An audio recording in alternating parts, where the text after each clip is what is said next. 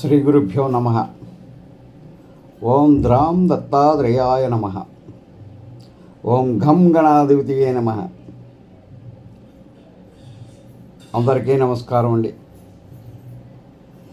శ్రీ పరాభనామ సంవత్సరంలో శ్రావణ మాసంలో శుక్లపక్ష పౌర్ణమి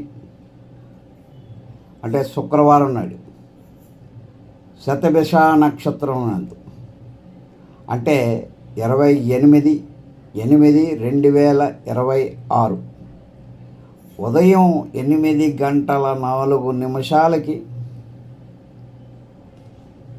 చంద్రగ్రహణం ప్రారంభమవుతుంది. ఇది పాక్షిక చంద్రగ్రహణంగా మనం భావించవచ్చు. ఎందుకంటే యూరప్, పశ్చిమాఫ్రికా, ఉత్తర అమెరికా,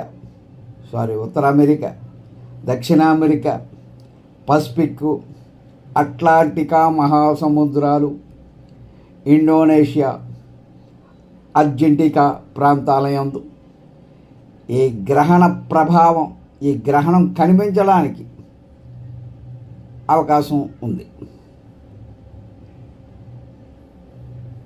అంటే మళ్ళీ అదేవిధంగా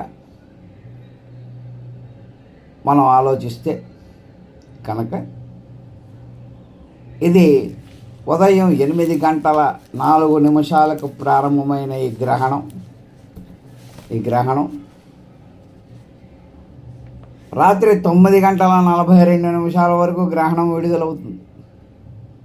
స్పర్శకాలం అంటే ప్రారంభకాలం 8:04. మధ్యకాలం 9:42. మోక్షకాలం అన్నది 11:21.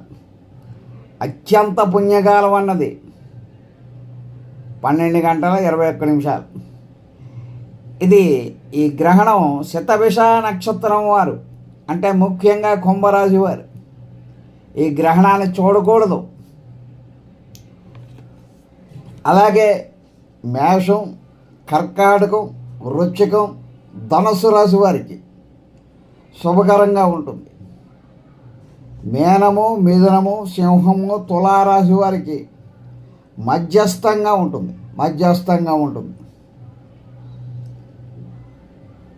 కుంభము, వృషభము, కన్య, మకర రాశుల వారికి గ్రహణ కాలంలో రాహుగ్రహ శాంతి చేయించుకోవడం చాలా మంచిది. గ్రహణ సమయంలో గృహంలో, షాపుల్లో అన్ని వస్తువుల మీద కూడా దర్బలు ఏర్పాటు చేసుకోవడం మంచిది. దర్బలు ఏర్పాటు చేసుకోవడం చాలా మంచిది. అంటే ఇక్కడ మనం ఒక విషయం ఆలోచిద్దాం. అంటే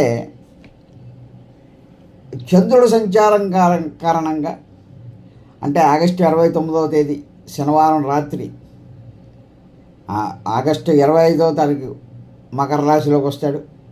27 గురువారం మధ్యాహ్నానికి కుంభరాశిలోకి వెళ్తాడు. ఈ కుంభరాశిలోకి వెళ్ళిన ఆగస్టు 29 శనివారం రాత్రి మీనరాశిలో ప్రవేశిస్తాడు. చంద్ర భగవానుడి సంచార కారణంగా కొన్ని రాశుల వారికి విశేషమైన ప్రయోజనాలు కలుగుతూ ఉంటాయి. సింహరాశి వారు అంటే సూర్యుడు, బుధుడు కలయిక కారణంగా బుధ ఆదిత్య యోగం ఏర్పడుతోంది. అంచేత ఈ సమయంలో ఆత్మవిశ్వాసం అన్నది పెరుగుతుంది. కుజుడు మిథున రాశిలో ఉన్న కారణంగా కొన్ని రాశుల వారు చాలా చురుగ్గా ఉంటారు. కర్కాటక రాశిలో గురువు భావోద్వేగ మద్దతు అందిస్తూ ఉంటాడు. అదే సమయంలో శుక్రుడు కన్యా రాశిలో నీచ స్థితిలో ఉండడం వల్ల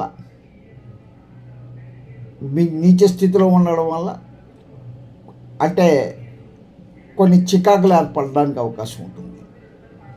వీరికి కొన్ని సవాళ్ళు ఎదురయ్యే అవకాశం కూడా ఉంటుంది. చాలా ఓపికగా ఉండాలి. చాలా ఓపికగా ఉండాలి. అంచేత ఈ పరాభవ నామ సంవత్సరంలో రాహుగ్రహ ఖండక్రాస చంద్రగ్రహణం వల్ల, అంటే ఒక కుంభరాశి వారు మాత్రమే ప్రత్యేకంగా చూడకూడదు. అలాగే మీనము, మిథునము, సింహం, తులారాశి వారికి మధ్యస్థంగా ఉంటుంది. మేషము, కర్కాటకము, వృశ్చికము, ధనుసు రాశి వారికి శుభకరంగా ఉంటుంది.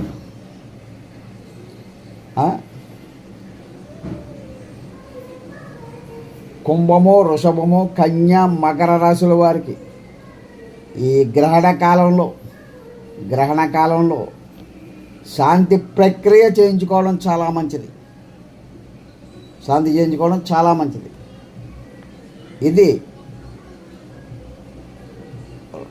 అంటే రాహుగ్రహ ఖండగ్రాస చంద్రగ్రహణం యొక్క సంపూర్ణమైన వివరణ. కాబట్టి అందరూ భక్తి శ్రద్ధలతో తమ ఇష్టదైవాన్ని ప్రార్థిస్తూ ఉండాలని కోరుకుంటూ, ఈ గ్రహణ సమయంలో ఉండాలని కోరుకుంటూ సెలవు తీసుకుంటున్నాను. సర్వే జనా సుఖినో భవంతు, లోక సమస్త సుఖినో భవంతు. జై గురుదత్త.